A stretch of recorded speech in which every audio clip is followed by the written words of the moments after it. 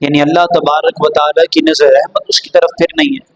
اگر وہ چاہتا ہے کہ میں توحید والوں کی جماعت میں رہوں، اگر وہ چاہتا ہے کہ وہ ہدایت والی جماعت میں رہے، پھر اسے چاہیے کہ دوست وہ ہو کہ جس نے اللہ اور اس کے پیاروں سے دوستی کی ہے، اس کا قریبی وہ ہو کہ جس نے اپنے دل میں اللہ اور اس کے پیاروں کو قریب کیا ہے۔ اگر جس کے دل میں اللہ اور اس کے پیاروں کا محبت ہی نہیں ہے، اللہ اور اس کے پیاروں کا ذکر ہی نہیں ہے، تو ہمارا اس کے ساتھ کیسا تعلق، ہمارا اس کے ساتھ کیسی دوستی، ہمارا اس کے ساتھ کیسا لین دین ہو، ہمارا اس کے ساتھ کیسے نکاح کا معاملہ ہو، تو ہمیں اس چیز سے بچنا ہے۔ اس لیے کہ اللہ رب العالمین نے ہمیں اس سے بچنے کا حکم عطا فرمایا ہے۔ میں آپ کے سامنے احادیث، بزرگوں کے اقوال اور فقہاء کرام کی عبارات رکھوں گا وقت کی مناسبت سے۔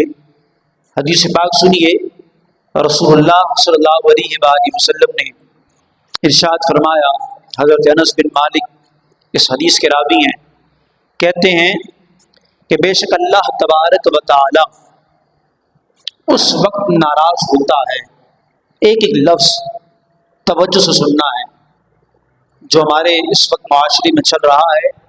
آپ جب ایک ایک لفظ سنیں گے تو آپ کو سمجھ آ جائے گا۔ جو سوشل میڈیا استعمال کرتے ہیں انہیں پتہ ہے کہ اس وقت کیا سوشل میڈیا کے اندر معاملہ چل رہا ہے، تو اس حوالے سے میں آپ کی رہنمائی کرنا چاہتا ہوں۔ رسول اللہ صلی اللہ علیہ وسلم نے فرمایا کہ بے شک اللہ تبارک و تعالی اس وقت ناراض ہوتا ہے جب زمین پر کسی فاسق کی تعریف کی جاتی ہے۔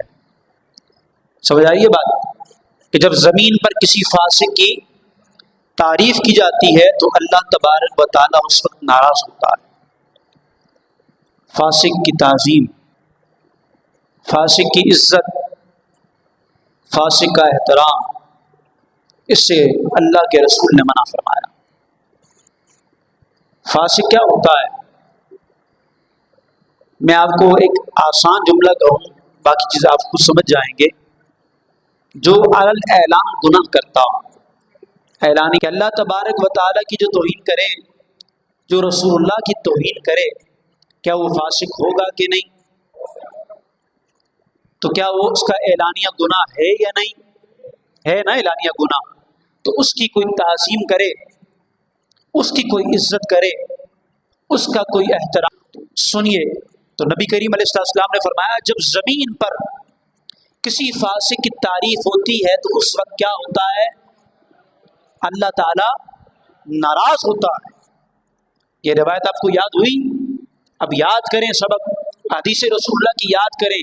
جب آپ اٹھیں تو آپ کو پتہ ہو، جب آپ کا کوئی دوست قریبی اس کی بات کو شیئر کر رہا ہو، اس کی تعظیم اور اس کے دفاع میں بات کر رہا ہو، تو یہ روایت اسے سنانا، صاحب ہماری بات نہیں مان لیکن اللہ کے رسول کا فرمان تو سن کہ اللہ کے رسول نے کیا کہا۔ کوئی زمین پر جب کسی فاسق کی تعظیم کرتا ہے تو اللہ تبارک و تعالیٰ اس وقت ناراض ہوتا ہے۔ سن، تو دنیا کے مفادات ہو، اس کی تعظیم کی خاطر تجھے کیا ملے گا؟ اس کا ذکر کرنے کے بعد یا اس کا دفاع کرنے کے بعد تجھے کیا ملے گا؟ بلکہ سن، میں تجھے بتاتا ہوں کہ اللہ کے رسول نے کیا کہا۔ جب تو اس کی تعظیم کرے گا، اس کا دفاع کرے گا، اس کے بدلے میں اللہ تبارک و تعالیٰ کی تجھے ناراضگی مل رہی ہوگی۔ فائدہ کچھ نہیں ہے۔